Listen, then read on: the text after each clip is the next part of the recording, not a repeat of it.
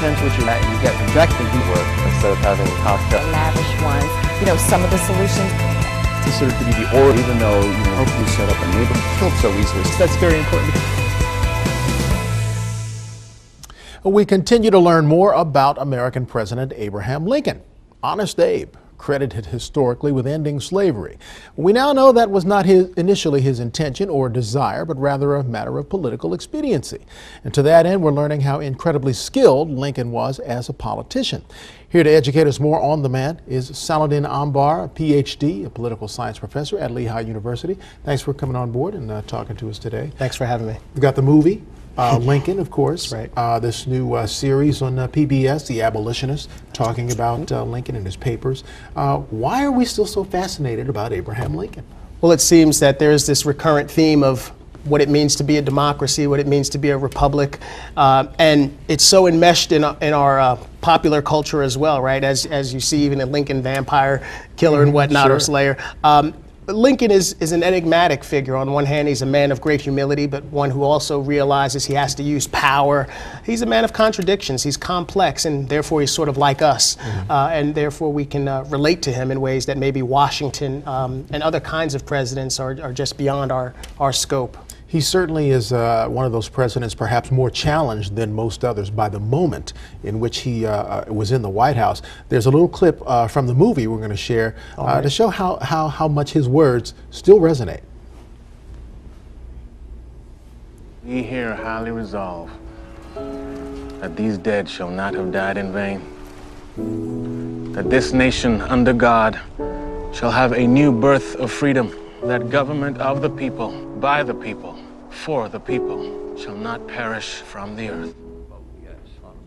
It's the, I guess, rhetoric, for lack of a better word, when we talk about his speeches and history books, look at some of the things he said, and it still endures. Well, that's right. I think what Lincoln did was he took us rhetorically from one kind of country, a country where democracy was really for one kind of person, one kind of individual, and brought it to the meaning where it became an expanded version, expanded vision of what democracy meant. And he gave us the language for that. And we still search to bring that into fruition, but Lincoln gave us the lodestar. He gave us an update of the Declaration of Independence that we sorely needed. And so we're still walking into that vision even now. We often hear our current President Obama make reflections based on historical accounts from Lincoln. Good or bad?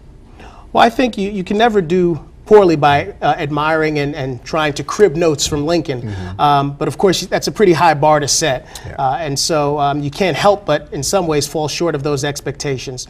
But I think temperamentally, the president is fairly close to Lincoln. I would say he's a very contemplative individual, someone who's really looking at politics through a very introspective kind of lens. And I think that that's healthy in a president, and I think it's worth emulating Lincoln in that regard. Do you think that Lincoln will continue to resonate even as we make adjustments in political thinking for modern times? Well, look, I think we're transitioning even now from being, what, in the next 20 years, a majority white republic to a majority majority minority republic, right? And so that transition, as Marco Rubio gives the counter address to the State of the Union tonight, that kind of country is one we don't even know what it looks like. And so we're going to continue to look back to Lincoln, I think, in his words, about unity and about pushing democracy to mean something greater than it once was. And so to that extent, I think we're going to continue to see him relevant in our lives. Does it take anything away from Lincoln's legacy when we hear about things like the fact that we've coined him as the guy who ended slavery, and yet looking at his papers and understanding what he really was about, he wasn't interested in ending slavery. He was interested in preserving the Union. Does that take anything away from him? Well, I don't know. I think at the time of the Emancipation Proclamation, there was great jubilation, not only among abolitionists, but certainly in the African-American community. I think the two ultimately for Lincoln became not mutually exclusive, that you could and must have a free republic, one that is united but also free. I think he came to understand that to have a democracy, really be a democracy, you had to have it be free. And that was a process for him, no doubt. And yes, there was politics involved, but he ultimately reached the right decision, and I think we have to give him credit for that. What do we take from him today that we can teach our kids and move into the next generation? Oh, I think. I mean, that's a tough question, No, yeah. but let me throw it out there to you. Well, I think there's tremendous character in Lincoln, not only in his mind, but in his discipline. He was someone that knew his mind and came to know his own mind very well. And once he reached a decision, stuck with it. He was very open to all kinds of ideas and perspectives. But once he reached a decision, he was very firm in that decision. And I think that suggests a kind of character that we all can emulate. And as we coined it, Honest Abe. Yeah, there you go. Amen. Thanks, Doctor, for coming in and talking to us. My pleasure. Appreciate it.